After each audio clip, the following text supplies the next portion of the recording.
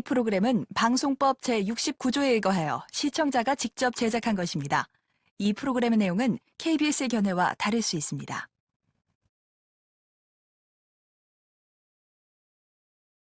안녕하세요. KBS 열린 채널의 내빙고의 비밀에 대해 소개하게 된 조민지라고 합니다. 빠르게 변해가는 시대 속에서 잊지 말아야 할 문화재적 가치에 대해 얘기하고 싶었습니다.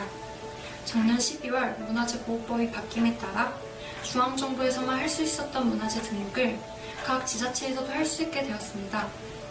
하지만 이 법이 시행됨에도 사람들의 인식은 제자리에 멈춰있기 때문에 이 법의 의미는 크게 없어졌다고 생각합니다.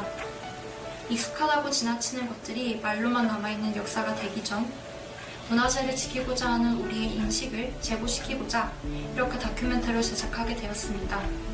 재밌게 시청해주시면 좋겠습니다. 감사합니다. 얼음덩이를 잘게 갈아서 삶은 파츠나 설탕 따위를 섞어 먹는 음식, 바로 팥빙수입니다. 옛날에 얼음은 보관하기 상당히 제한이 있었는데요. 지금은 빙수집에서 쉽게 먹을 수 있지만 옛날에는 어떤 방식으로 보관했을까요? 600년 전 한여름에도 시원한 얼음을 먹을 수 있던 냉동고인 동빙고와 서빙고가 있었습니다. 더 신기한 것은 왕을 위한 냉동고도 따로 있었다는 것인데요. 그 이름은 바로 내빙고. 다른 냉동고들과는 달리 흔적도 없이 사라졌기 때문에 더욱 신비로운 냉동고입니다. 내빙고에 무슨 일이 일어난 걸까요?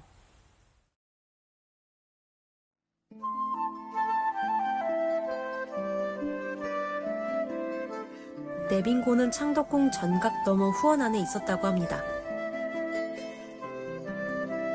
창덕궁 전각에선 주로 임금이 정무나 집무실 등으로 일적으로 쓰였다면 창덕궁 후원은 전각 너머 후원 안에 있었다고 합니다.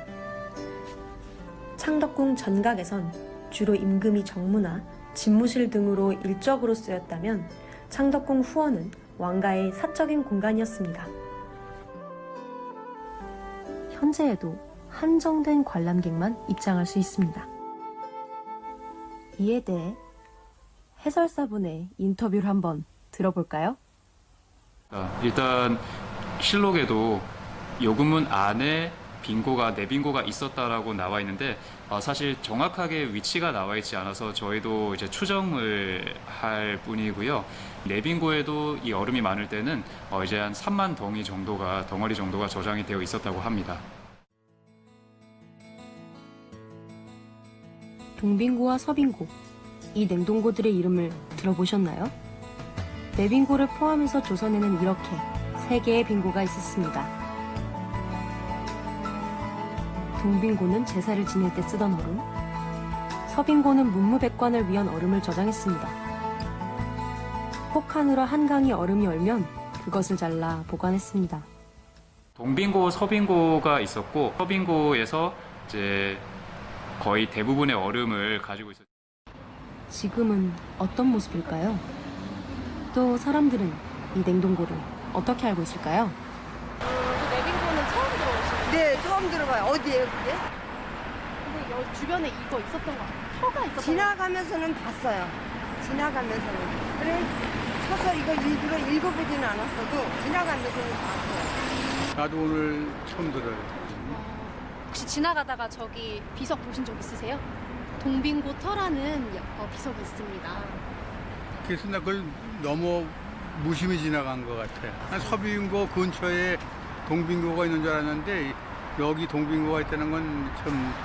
결국 현재 남은 것은 대로변의 비석 1개와 사람들의 무관심입니다.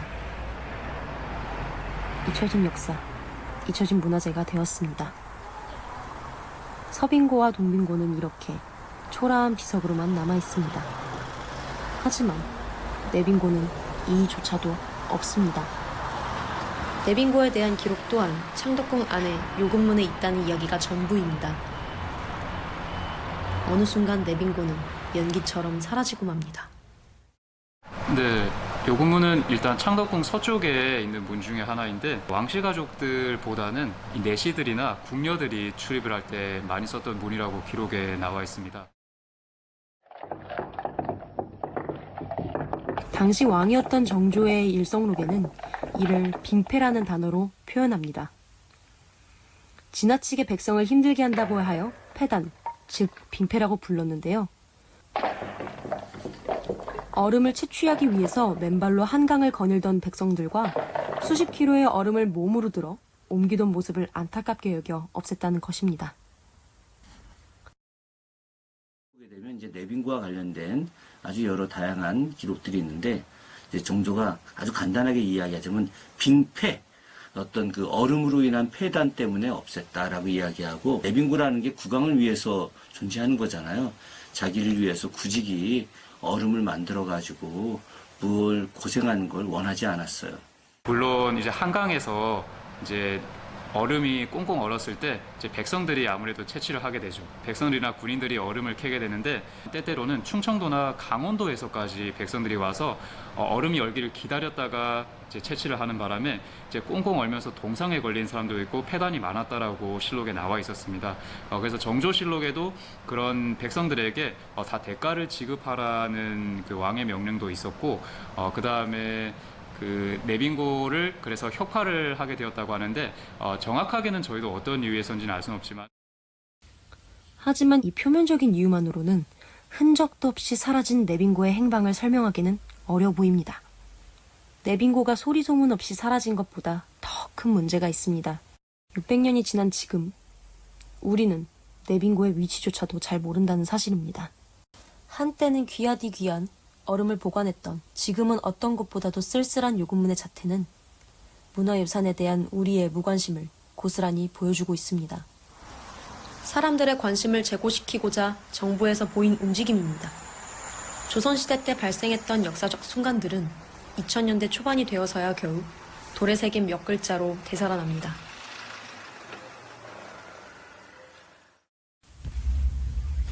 또 다른 사라진 역사를 찾아서 천안으로 향했습니다. 덩그러니 우뚝 솟은 석탑, 이곳은 공원일까요? 일제가 조선을 병합하고 총독부로 사용하기 위해 건설했던 중앙청입니다. 지금은 텅텅 비었지만 한때는 이곳에서 대한민국 정부 수립 행사가 열리기도 했습니다. 1948년 재헌국회가 이곳에서 열려 헌법이 제정되고 초대 정부통령이 선출됐습니다.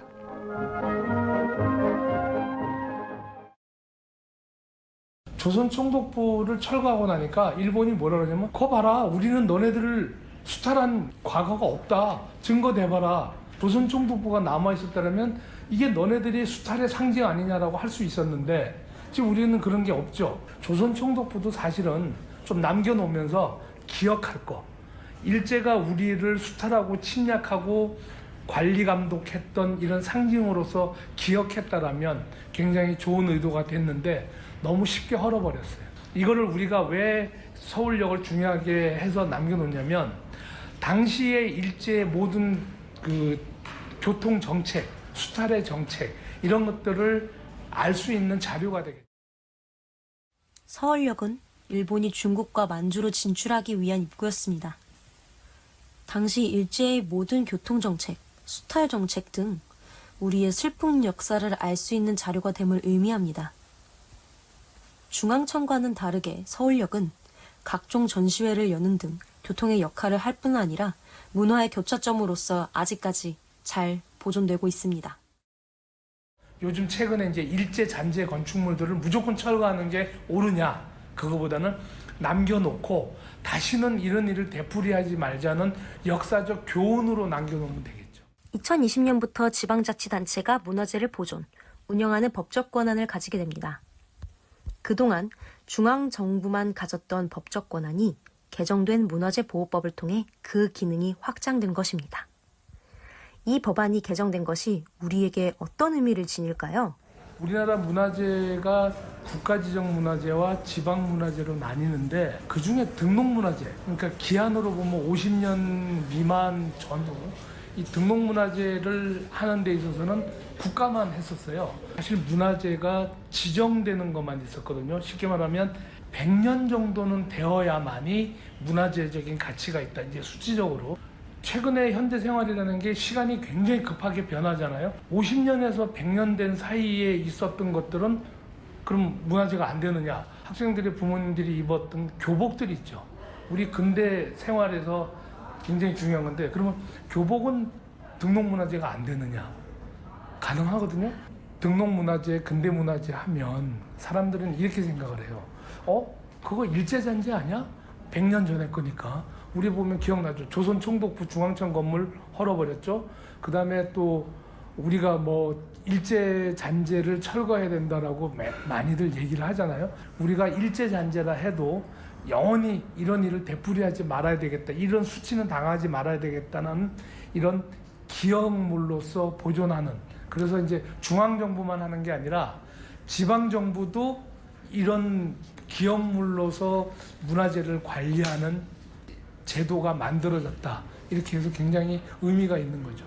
문화재로 이 지정하는 것들 중에서 반드시 기념만 할 게 아니라 아픈 상처와 우리한테 치욕적인 사건을 줬던 현상에 대해서도 다시는 이런 일을 되풀이하지 말자는 차원에서 기억하자. 그래서 기억하기 위한 문화재, 기념하기 위한 문화재, 이걸 두 군데로 분류하면 우리한테 쉽게 아마 다가올 것 같아요.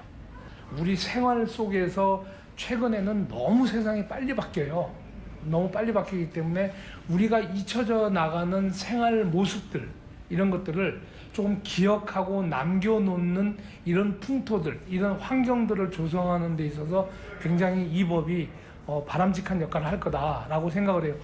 그러니까 사라지는 것들에 대한 아쉬움, 이런 미련, 이런 여운, 이런 것들을 조금 이제는 좀 너무 빨리 변하지 않게 하나씩 모아두자. 이거는 우리가 모든 생활을 하나씩 축첩해놨다는 이런 어떤 역사의 기록, 그러니까 단순히 우리 생활의 기록뿐만이 아니라 생활과 민속과 역사의 기록으로 남겨놓는 역할들을 한다. 저는 그게 아마 우리 사람들의 참모습이 아닐까, 그렇게 생각을 해요. 문화재가 될 수 있는 것들은 늘 우리 주변에 있었습니다. 이 모든 것들이 선조들이 남겨준 유산이며 우리가 가꾸고 지켜나가야 할 문화재였던 것입니다. 우리에겐 추억이 된 물건과 장소들도 시간이 더 흐르면 부전되기만 할 뿐 그 실체가 사라질 수도 있습니다.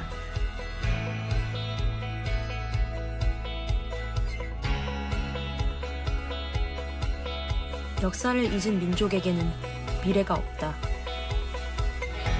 익숙하다고 지나치는 것들이 그저 말로만 남아있는 역사가 될 수 있습니다. 부분 조각만 남은 중앙청의 잔해.